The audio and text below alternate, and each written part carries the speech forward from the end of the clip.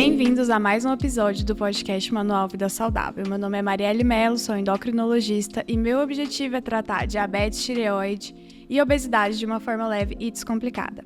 Em cada episódio, vamos discutir um tema relevante ou polêmico da endocrinologia, sempre com a ajuda de um convidado especialista no tema em questão. Hoje nós vamos falar sobre intolerâncias alimentares. Às vezes, o que comemos pode ser um verdadeiro enigma, afetando como nos sentimos e como nosso corpo funciona. Você já se perguntou por que certos alimentos parecem não concordar com você? Ou talvez tenha experimentado desconfortos após refeições, mas não sabe ao certo o que realmente aconteceu? Hoje vamos discutir vários aspectos relacionados a intolerâncias alimentares e à saúde da microbiota intestinal. Apesar de muita gente achar que eu que trato, que é o endócrino que trata essa área, hoje eu trouxe quem realmente entende do assunto, a gastroenterologista doutora Viviane Sarkis, que é médica formada no Centro Universitário Barão de Mauá, em Ribeirão Preto, é gastroenterologista pelo Hospital das Clínicas de Goiás e diretora da Sociedade Goiana de Gastroenterologia. Seja muito bem-vinda, Viviane. Obrigada, Marielle. É um prazer estar aqui para falar desse assunto que eu realmente tenho, assim, uma paixão em estudar e em tratar. E você estava me contando agora que teve uma relação pessoal também, né? Sim, tive. A minha filha mais velha, ela foi alérgica, ela teve alergia à proteína do leite de vaca. Há 8 anos, né? Logo quando ela nasceu, mas graças a Deus está curada, tolerando, comendo de tudo. E aí você sentiu na pele como que é difícil tratar uma alergia alimentar, uma intolerância alimentar, né? O tanto que muda a qualidade de vida. Muda a qualidade de vida do paciente, da família, né? E acho que por isso eu tenho essa paixão mesmo em ajudar o paciente, em melhorar a qualidade de vida. Perfeito. Né? E, quando possível, tratar para que ele volte a ingerir os alimentos, normalmente, sem nenhum sintoma. E quando que a gente desconfia que tem alguma intolerância alimentar? Primeira coisa, eu sempre falo isso com os pacientes, para não sermos contaminados com o modismo, né? Das dietas que aparecem por aí. Então, para um paciente ter intolerância a algum alimento, ele deve ter algum sintoma após a ingestão daquele alimento. Então, é primordial. Né? A base. A base. Não tem como eu ter intolerância alimentar se eu não sinto nada após a ingestão daquele alimento.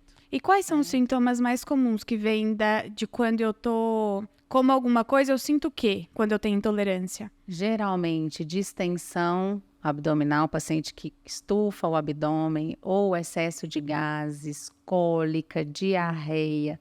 Tem paciente que sente também náusea, dor de cabeça, né?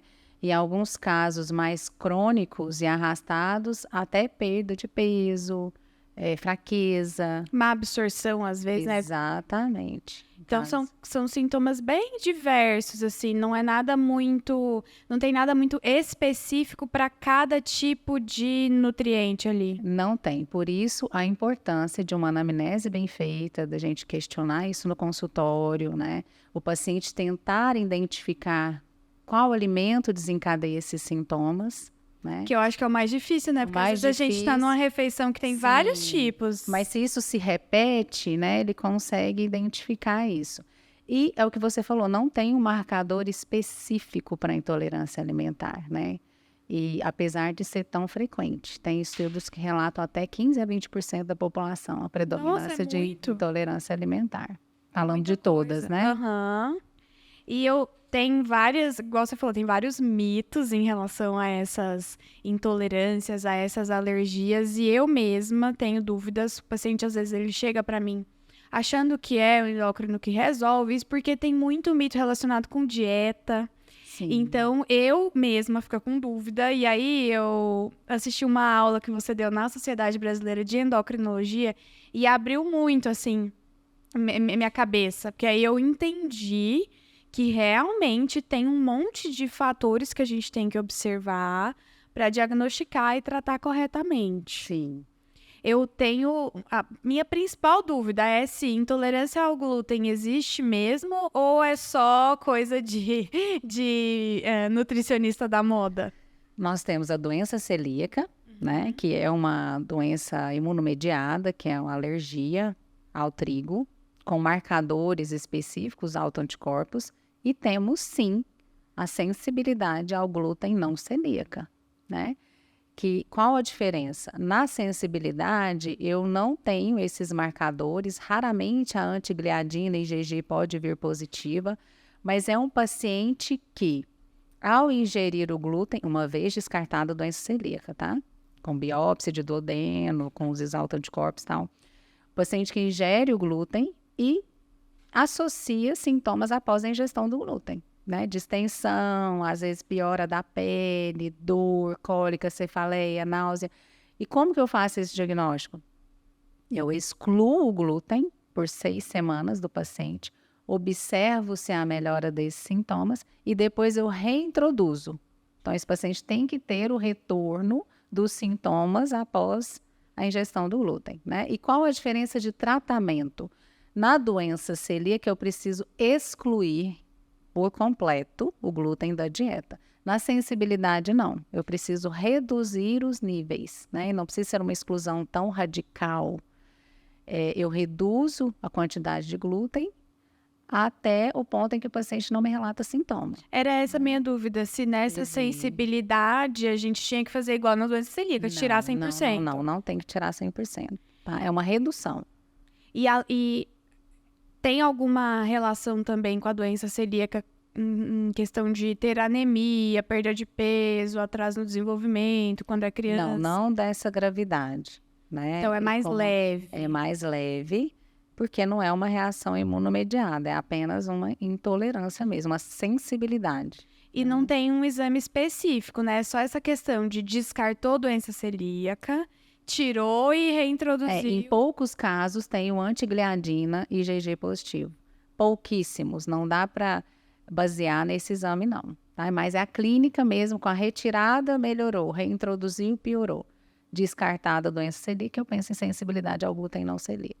E quando tem a sensibilidade, tem algum alimento que você percebe que é mais irritativo, assim, para o paciente, que ele tem mais sintoma? Ou qualquer um, seja o pãozinho, o macarrão, cerveja? Depende muito do paciente, Marielle, mas geralmente os alimentos processados, né? A farinha branca, Entendi, aí dá mais sintoma, entendi. na maioria das vezes. E aí é bom que quando tira, emagrece, né? Emagrece.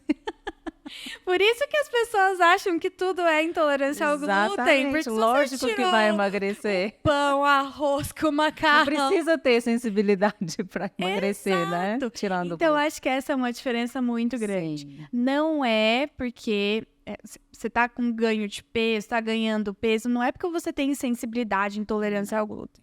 É porque esses alimentos são calóricos. Exatamente. E são gostosos. Sim. Então, a gente pode comer muito, né?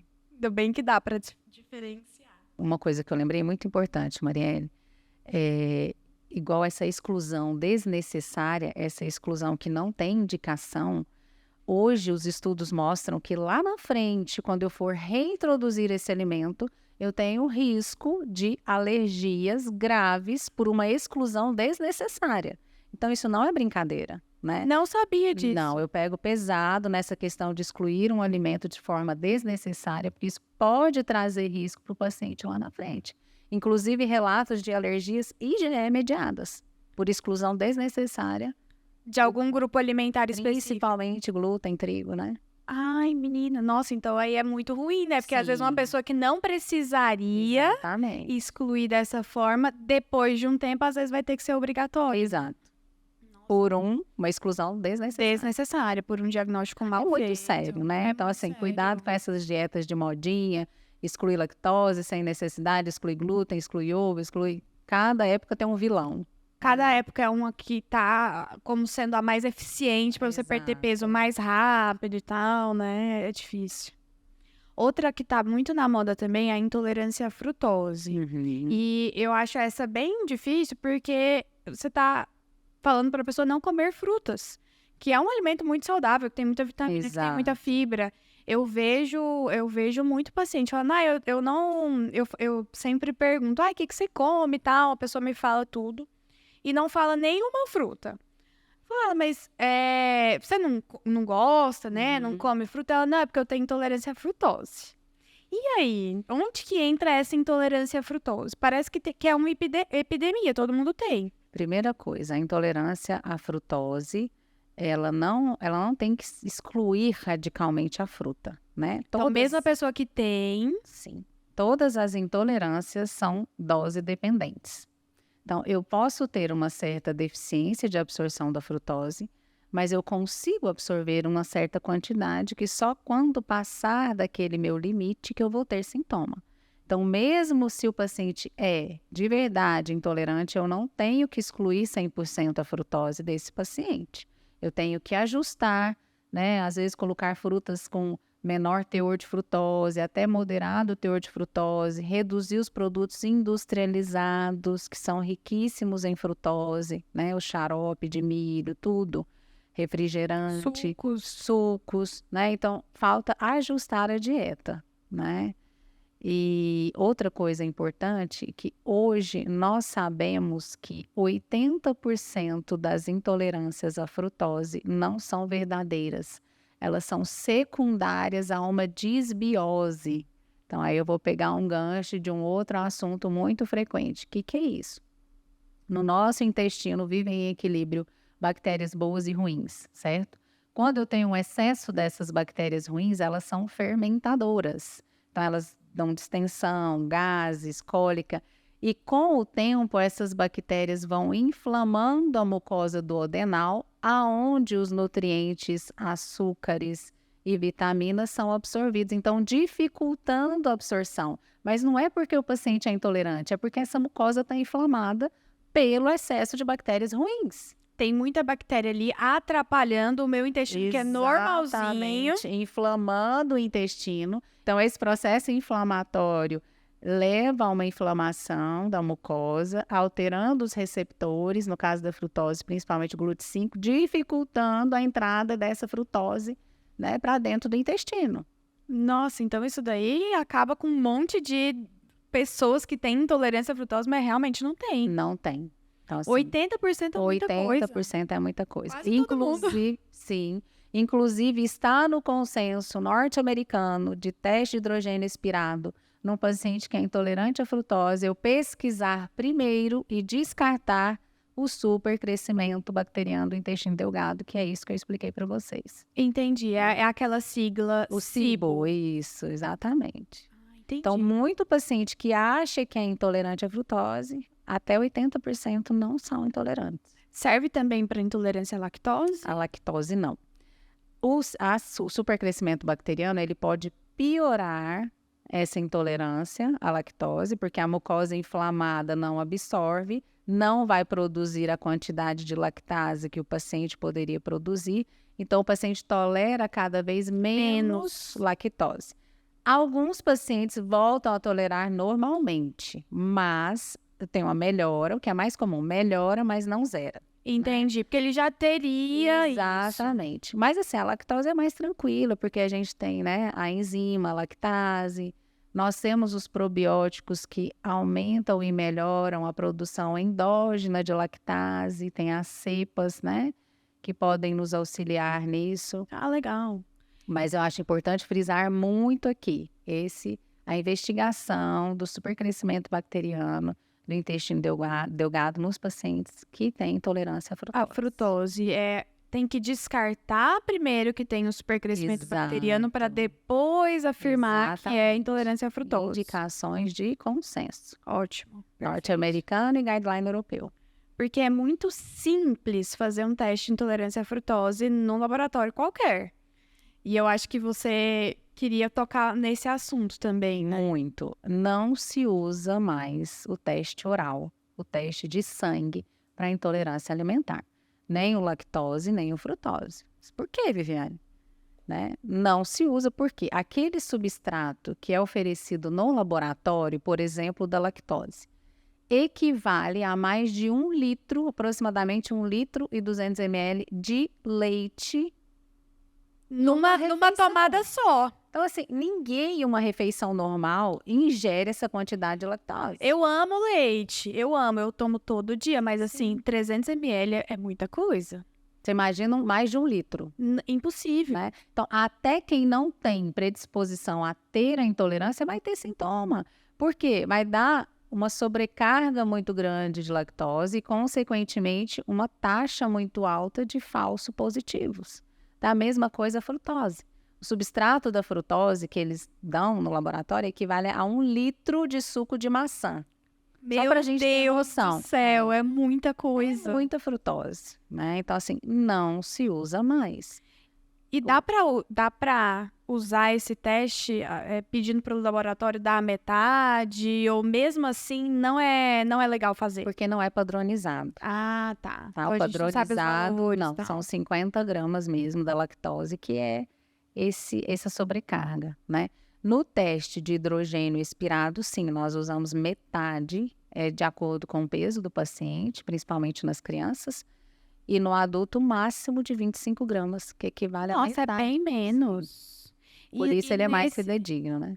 Então, para fazer o diagnóstico mais correto de intolerância à lactose e à frutose, o mais indicado é fazer o teste de hidrogênio expirado. Exato. Como que é feito esse teste? Esse teste é padronizado mundialmente pelo consenso norte-americano. Então, o paciente faz uma dieta antifermentativa no dia anterior. Ele evita os alimentos que fermentam mais, café, açúcar, carboidrato, justamente para evitar um resultado falso positivo. Vem em jejum de 12 horas, sopra no aparelhinho, um sopro de 20 segundos, ingere o substrato, né? E esse substrato é tipo um líquido? É um líquidozinho. Aí depende se é da lactose, se é da frutose, se é para o supercrescimento bacteriano. Ingere o substrato e de 15 em 15 minutos, no caso do supercrescimento bacteriano, e de 30 em 30 minutos, frutose e lactose, ele sopra no aparelhinho. Por um período de 2 a 3 horas, a depender do exame. O que esse aparelhinho capta? Exatamente o gás produzido pela fermentação dessas bactérias do intestino. Então, produz o gás, vai para a corrente sanguínea, chega no meu pulmão e eu exalo esse gás, né, no aparelhinho. O aparelhinho ele quantifica para mim em ppm, partes por milhão. Eu tenho um software específico, eu jogo esses valores no software e, de acordo com o gráfico, eu laudo positivo ou negativo. Nossa, é bem mais específico, né? Bem mais específico. Porque o do assim, sangue...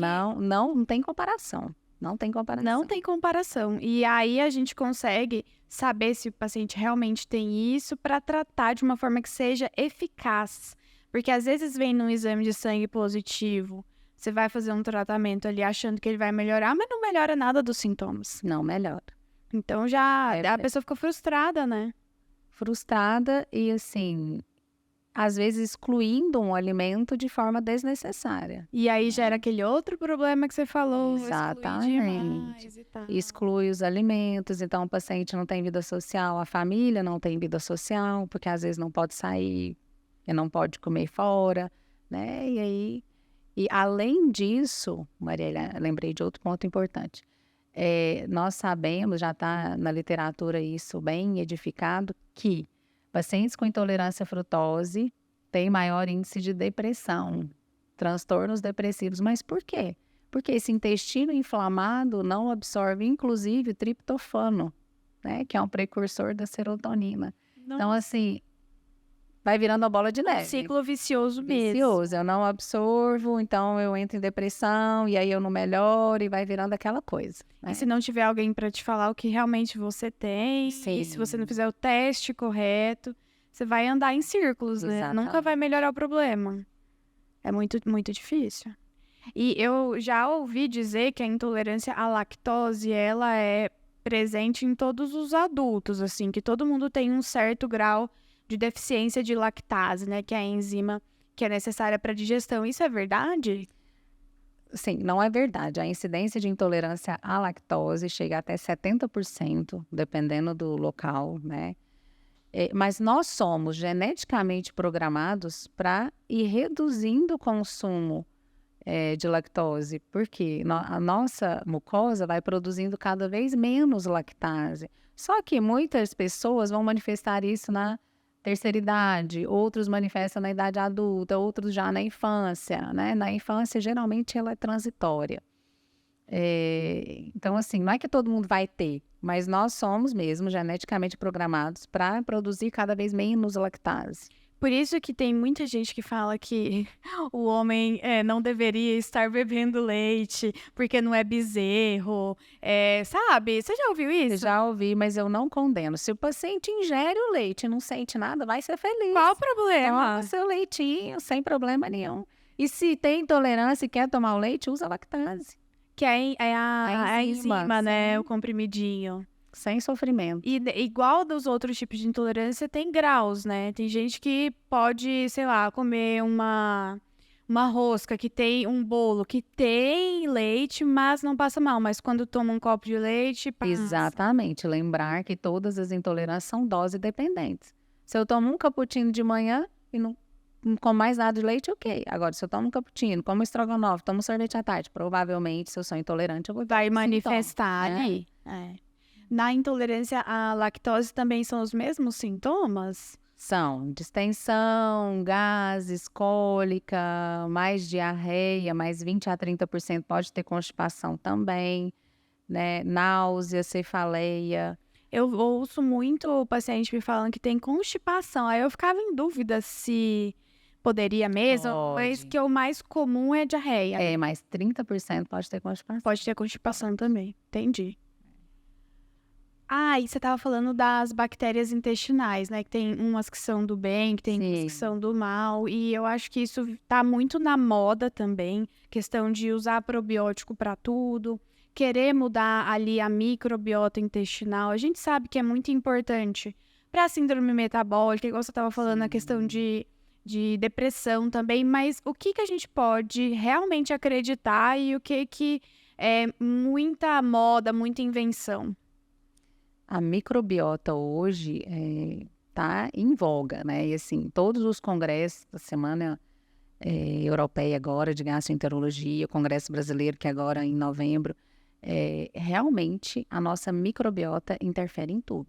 Então nós já sabemos claramente eixo intestino-cérebro, eixo intestino-fígado, eixo intestino-coluna, eixo intestino... Então assim, a microbiota interfere em tudo, né? Mas não é só o probiótico. É um estilo de vida saudável, né? É eu dormir bem, fazer atividade física, ter uma dieta saudável, repor níveis de vitaminas, né? Tudo isso interfere na microbiota. Não adianta eu só tomar o probiótico e fazer tudo errado. Essa questão de ter hábitos de vidas bons, eles vão estimular que bactérias do bem se proliferem. é isso? Exatamente. Tá. Exatamente. E o contrário também é verdadeiro. E o contrário também. Se eu como só produto industrializado, coisa, né, Fast processada, food. fast food, minha microbiota vai Tender para um lado do mal ali. Exatamente. Agora, se eu tenho hábitos saudáveis, dieta rica em fruta, verdura, fibras, né, alimentos naturais, atividade física, a minha microbiota. Hoje nós sabemos claramente, a microbiota do paciente obeso é totalmente diferente do paciente com peso normal. Mas eu não consigo tratar uma obesidade dando um probiótico e mudando a microbiota Não desse mesmo. paciente. Não mesmo. Que é o que muita gente Não. acredita, porque daí a gente tratar uma solução mega complexa Não, com não, não, uma não. coisa simples, né? Não mesmo. E eu vou perguntar, eu sei, eu tô com vergonha de fazer essa pergunta, mas eu Não acho tenha. bom. Eu acho Não bom tenha. pra gente colocar aqui transplante de fezes. Ou seja, eu pego a microbiota de uma pessoa magra e faço um transplante para uma pessoa obesa.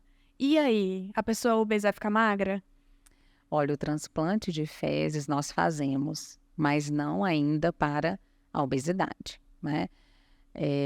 Fazemos principalmente para doença inflamatória intestinal, paciente com Crohn, retocolite, né? Doenças mais graves, colite pseudomembranosa. Para essas patologias eu tenho indicação, né? Tem embasamento para fazer isso. Para obesidade, para outras coisas, não.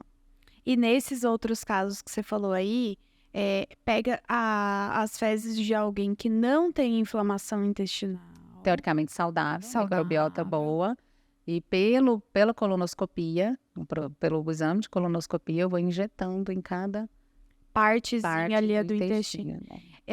eu vejo que sempre acontece isso quando a gente ouve uma coisa muito absurda. Pega algo que é comprovado que dá certo e extrapola para outras coisas. Não. Por isso nós temos que ter uma visão crítica, né? Assim, e acompanhar profissionais que realmente nos trazem informação com embasamento científico, né? Aquilo que realmente tem comprovação, que realmente já foi estudado, para justamente não Não acontecer cair nessas, isso. né? Porque eu já tive paciente que estava fazendo tratamento de obesidade, Não. viu essa notícia, desistiu. E foi atrás desse outro tratamento. Então, assim, é meio frustrante Não pra existe, gente. né? Fórmula milagrosa para nada. Inclusive, até para esse paciente de retocolite que você falou que tem a Uhum. indicação de fazer, a melhora como que E é não são todos pacientes, que tem né? indicação, Não, né? É um não caso, são casos bem bem selecionados. selecionados. E os probióticos, eles ajudam em algum aspecto, em algum caso? Como que a gente faz para saber a pessoa que, não, essa daqui é só melhorar o estilo de vida, que a microbiota dela vai ficar saudável. Não, essa outra aqui a gente precisa de um probiótico. Os probióticos, eu brinco que hoje eles têm nome, sobrenome e CPF, né? Então, para cada cepa eu tenho uma indicação. O paciente que tem diarreia tem indicação. O paciente que tem constipação, eu tenho uma cepa específica. Paciente que tem, às vezes, o supercrescimento bacteriano, eu vou fazer vários ciclos de probióticos diferentes para colonizar essa flora de uma forma, né, mais saudável. Não é para todo paciente. A literatura, ela não assim, nos obriga, não é uma indicação formal do probiótico, mas vários estudos mostram melhora dos sintomas. Então, paciente intolerante ou paciente com disbiose, eu sempre passo o probiótico. Mas tem que saber qual, né? Qual? Não Porque é quando qualquer você um. vai na farmácia, Não. é É igual eu tô te falando, tem impossível. nome, sobrenome e CPF. CPF. Para cada cepa, eu tenho uma indicação específica, né? Não é qualquer um para qualquer coisa. Não mais, já foi assim no passado, hoje não. Misturava todos numa mesma cápsula. Eu vejo Exatamente. muito de manipulação, pega todos que existem E não coloca... tem indicação em nenhum guideline, nenhum estudo de manipular probiótico. Não Já tem. tem as formulações que estão prontas, já estão indicadas para cada... São micro-organismos muito sensíveis, então eu tenho que ter condições perfeitas que me garantam que ele chegue vivo no intestino, né? Então, probiótico manipulado é complicado e não tem nenhuma, assim, indicação na literatura. Na minha área também Sim. eu não gosto das minhas medicações também É. manipuladas. Eu acho difícil de dar certo, da gente confiar, né? Raras medicações, assim, né? É, Que não temos outras opções aí. exatamente. Eu acho que eu tinha uma pergunta aqui que a gente já respondeu, para diferenciar intolerância de disbiose com o teste de hidrogênio, né? Exatamente. Porque os sintomas são parecidos. São muito parecidos. E aí, pela indicação do consenso, eu sempre devo descartar primeiro o supercrescimento bacteriano do intestino delgado, para depois eu pensar em alguma intolerância, principalmente a frutose. A lactose, não. Se o paciente me pontua especificamente que passa mal com a lactose, ok. Tudo bem. Eu suplemento com a enzima, uso um probiótico e avalio. Agora, se já é com tudo, lactose, frutose, aí provavelmente ele tem uma disbiose que eu devo investigar e descartar primeiro e posteriormente investigar uma intolerância específica. Esse nome disbiose é especificamente do supercrescimento bacteriano ou Não. tem outras doenças? A disbiose é um grupo, né? Aí eu tenho o supercrescimento bacteriano do intestino delgado, eu tenho o supercrescimento metanogênico do intestino delgado, eu tenho o supercrescimento fúngico, né? Então, assim, a disbiose é um conjunto. Eu tenho várias coisas que estão ali no pacotão. E esse teste que você falou é para SIBO Pra SIBO. específico. E esse metanogênico tem alguma forma de diagnosticar? Tem. É um paciente que faz o teste do hidrogênio expirado. Os valores não sobem o tanto que tem que subir, mais de 20 pontos acima da medida basal, mas o paciente tem muito sintoma durante o exame. Então, não sobe no exame por quê? Porque ele produz outro gás, que é o metano, que o aparelhinho não capta, que eu ainda não tenho disponível ainda no mercado, só nas pesquisas. Né? Entendi. Então, é um paciente que não sobe para dar positivo no exame, mas é muito sintomático durante o exame. Aí eu até coloco falso negativo, produtor de metano, provavelmente ele tem o IMO, que é o supercrescimento metanogênico intestinal. Por isso que não dá pra você fazer o exame, pegar ele, ver o laudo na sua casa e falar, deu negativo, nem vou voltar na doutora. Não, porque às vezes, né, ele é um falso negativo. Esse outro tipo, né, que não pega. Entendi. E para o supercrescimento fúngico também nós não dispomos do aparelho. É só por cultura do aspirado duodenal. Então, é um exame invasivo, caro, que nós não fazemos. O que a gente faz na prática? A gente tratamento empírico, né? Descartado outros diagnósticos. Se eu acho que realmente condiz a clínica, tudo, aí a gente trata. E aí o paciente teve um diagnóstico, né, que você estava falando da intolerância à frutose, não precisa excluir as frutas. Precisa de uma nutricionista para falar o que é o quê, qual sim. quantidade. Eu sempre encaminho para nutricionista, porque justamente para ajustar isso. Não pode ficar sem fruta, né? Então, eu vou ajustar o teor de frutose que aquele paciente tolera, que é muito específico de cada organismo. Por isso que eu preciso da ajuda da Nutri. E vai testando também, né? Olha, esse dia que eu comi isso não foi bom, mas... E principalmente se for uma intolerância secundária ao supercrescimento bacteriano, a gente consegue reintroduzir praticamente tudo. Eu tenho pacientes que voltaram a comer tudo, normalmente. Que legal. E aí, quando ele realmente tem uma intolerância à frutose, que não tem supercrescimento bacteriano, ele sempre vai ter que restringir um pouco a quantidade, né? Restringir, mas não excluir totalmente. Né? Da intolerância à lactose é a mesma coisa, né? Sim. A gente tenta diminuir a quantidade, nos casos mais graves a lactase, né? A enzima. Sim. E o probiótico que ajuda. Uma coisa que eu acho importante da lactose, Marielle, é que acalmar os pacientes. O paciente chega, né? Mas esse comprimido, esse remédio que o meu médico passou tem lactose. A quantidade de lactose ela é ínfima, né? Não vai dar sintoma.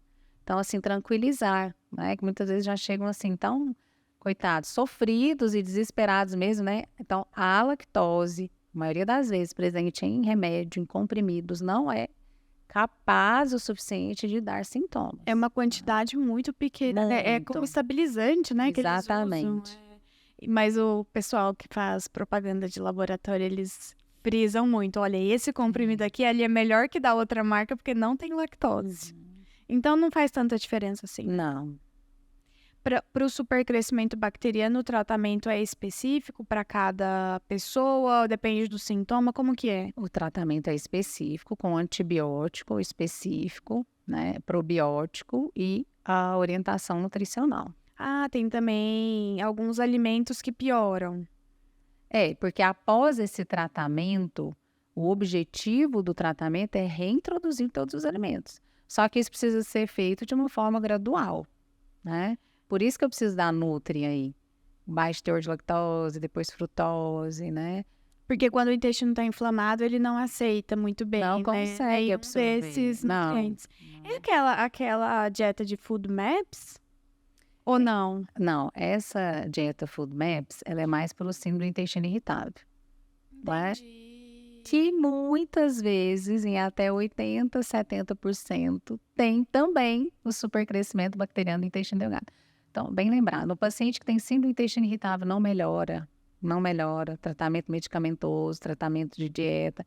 Eu preciso descartar supercrescimento bacteriano nesse paciente. Eu acho que a primeira doença que a gente tem que descartar é o supercrescimento bacteriano. Mas lembrar que Tem que ela lembrar que ela existe, existe. por favor. Porque ela não deixa as outras melhorarem. Exatamente. Então, o paciente fala, eu tenho síndrome do intestino irritável, minha qualidade de vida é assim, eu sempre vou ter dor abdominal. Não, não é assim, né? Tem uma forma de saber. Sim. Eu brinco com meus pacientes, eu falo, existe uma luz no fim do túnel. E nós vamos Graças atrás a dela, Deus. graças a Deus. Qual dica que você dá para as pessoas que estão tendo esses sintomas? Estufamento, eu vejo muita paciente falar que tá com distensão, dificuldade de ter digestão, parece que come e não faz digestão direito. Qual que é o primeiro passo?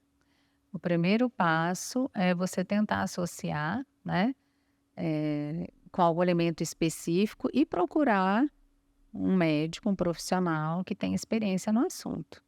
Se você já for na consulta falando, olha, eu percebo que isso, que aí já ajuda muito, né? Já direciona, Já né? não é um geralzão Não, total, então né? assim, tentar associar se com algum alimento ou se com estresse, ansiedade, se interfere também, né? A gente já vai para outro rumo.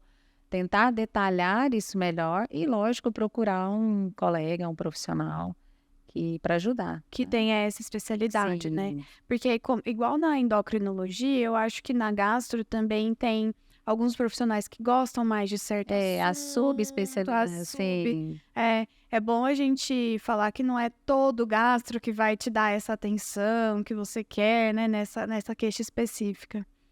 É. Vamos para o próximo tópico. Para ter uma flora bacteriana mais saudável, acho que você já falou a questão Sim. de hábitos de vida saudáveis, né? Estilo de vida saudável, né? Dormir bem, repor vitaminas de forma adequada, vitamina D interfere muito na permeabilidade intestinal.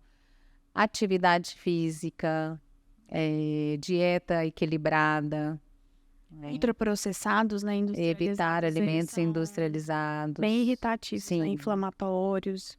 Eu acho que fazendo esse básico, a gente consegue ter uma flora saudável. E caso ainda assim tenha sintomas, aí tem que investigar especificamente. Evitar o uso indiscriminado de antibióticos. Ai, nossa, isso daí é muito importante. Muito difícil, a gente pega no ambulatório. Qualquer dorzinha de garganta. Sim, crianças assim com 2 anos de idade que já tem uma disbiose. Eu já tratei bebê com 9 meses. Por quê? Vai ao pronto-socorro, antibiótico. Vai, da volta daqui a um mês, antibiótico, né? Então, isso gera uma alteração na microbiota, assim. Fica difícil de regularizar depois, Exatamente. né? Porque o antibiótico, ele mata a doença, mas também as bactérias boas. Né? Então, tem que ter uma indicação precisa. Parcimônia para colocar isso, né? Então, ótimo. Você acha que faltou alguma coisa? Você acha que tem mais alguma coisa importante sobre esse tema que você quer frisar? A gente falou tudo. Não, eu acho que deu uma geralzona, né? Esclarecemos bem assim, os principais pontos, né? E espero ter contribuído. Eu acho uma coisa muito legal que você falou na aula que eu assisti é que a forma mais fácil de meio que falsear, mais fácil de resolver um problema é você ir excluindo um profissional que não faz o diagnóstico correto, né? Ele só pega, te conhece e fala assim, não, o seu problema é o glúten, aí tira o glúten. Aí você não melhorou. Ah, não, então a lactose, aí tira a lactose. Daqui a pouco você tá sem comer nada. Sim. E isso não é raro. Eu vejo demais no consultório. Eu também vejo muito. Sim, paciente que chega assim, com exclusão, eu falo que chega a ser desumano, né? Que a pessoa não come lactose, não come trigo, não come nada e não melhora. Gente, se não melhora, será que tá certo? Ué, continuar tá muito errado, excluindo, né? Tudo inclusive. isso? Não é isso, né? Aí eu brinco que excluir a felicidade, excluir a vontade de viver. Verdade. Pelo amor de Deus, não. Não é vida, Não é é, vida. Eu não acho que a gente tem que pesquisar a fundo para descobrir Sim. qual é o problema e aí tratar. E devolver a qualidade de vida, De cada né? Eu pessoa. falo que o objetivo do tratamento da intolerância alimentar, da desbiose, é exatamente esse. Devolver qualidade de vida, ter vida social. A vida já é sofrida e corrida demais, né? Com certeza, não precisa. Gente, eu ficar sem meu leitinho de manhã, eu não tenho nada contra. Nós precisamos desses pequenos prazeres, né? Exatamente. Faz parte, vamos ser felizes. Viviane, onde você atende? Você tem rede social? Fala para os nossos ouvintes onde que pode te encontrar. Eu atendo no Instituto do Aparelho Digestivo. Tenho o Instagram, Viviane Sarquis Gastro. Eu vou deixar na descrição Tá. para todo mundo conseguir achar. E estou à disposição. Perfeito. Muito obrigada, Eu adorei. Eu acho que foi agradeço. super esclarecedor. Tomara que tenha esclarecido e meu objetivo, eu falo que a minha missão de vida é ajudar. Ajudar e cuidar. Nossa, né, Mariane? Pode ter Nossa. certeza que vai ter muita gente que vai abrir os olhos depois de ouvir esse podcast. Tomara, estou à disposição. Muito obrigada pelo convite. Foi um prazer estar Foi um aqui. prazer. Gente, se você gostou desse episódio, dá um like, encaminha para quem você sabe que não tá comendo nada, que tem todas as intolerâncias possíveis, mas que mesmo assim não melhora. E se inscreve no canal, porque a cada 2 semanas tem podcast novo. Até a próxima!